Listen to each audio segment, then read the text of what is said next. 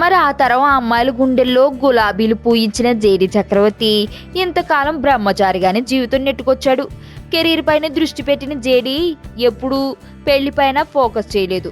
46 ఏళ్ళు వయసు వచ్చినా స్టిల్ బ్యాచిలర్ అంచునే లాక్కొచ్చేశాడు. అయితే ఇలా ఇన్నాళ్ళు బ్యాచిలర్ గా ఎంజాయ్ చేసిన జేడీకి ఉన్నట్లుండి పెళ్లి గుర్తొచ్చినట్లుంది.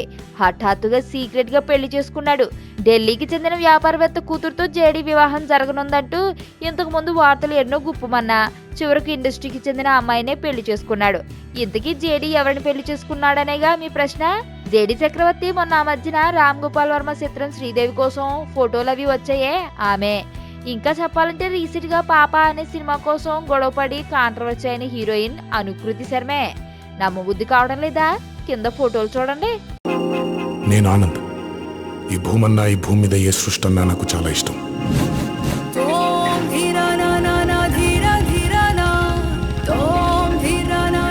చెట్లు, మొక్కలు, గాలి, నీరు, వాటిని కాపాడుకోవటమే నా పని కూడా. It's a joggers park. 213 చెట్లు ముంబైకి చాలా ఆక్సిజన్ సప్లై చేస్తుంది.